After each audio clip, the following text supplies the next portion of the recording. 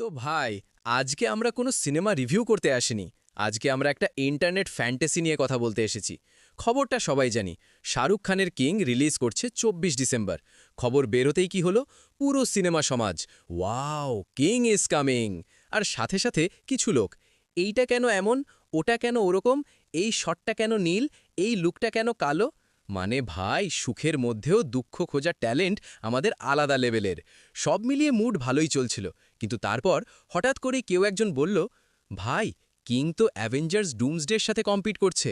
আমি তখন স্ক্রিনের দিকে তাকিয়ে ভাবলাম, আমরা কি সত্যিই আজকে এই আলোচনা করতে যাচ্ছি?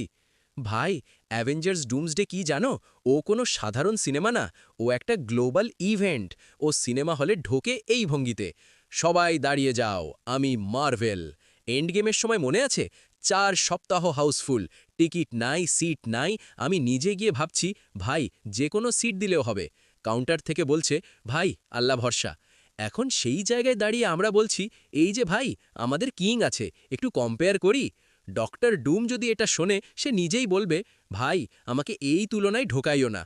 হ্যাঁ, এটা মানতেই হবে, শাহরুখ খান গ্লোবাল স্টার, এই নিয়ে কোনো তর্ক নাই। ভারতে তার মতো স্ক্রিন কন্ট্রোল, তার মতো হল মালিকদের সাথে সম্পর্ক, এইটা অন্য লেভেলের পাওয়ার।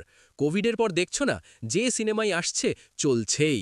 মানুষ না দেখলে হল মালিক জোর করে ঢুকাই দিচ্ছে মনে হয়। তাই কিং রিলিজের ১ সপ্তাহ পরেও হলওয়ালা বলবে, ডুমসডে থাক, শাহরুখেরটা চালাই। এখানে এসআরকে একদম বস।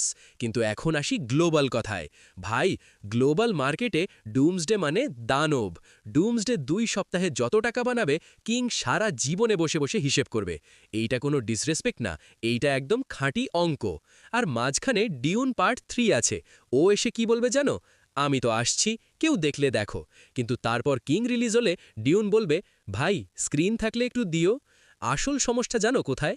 আমরা সিনেমাকে সিনেমা হিসেবে দেখি না, আমরা সিনেমাকে কুস্তির ম্যাচ বানিয়ে ফেলি।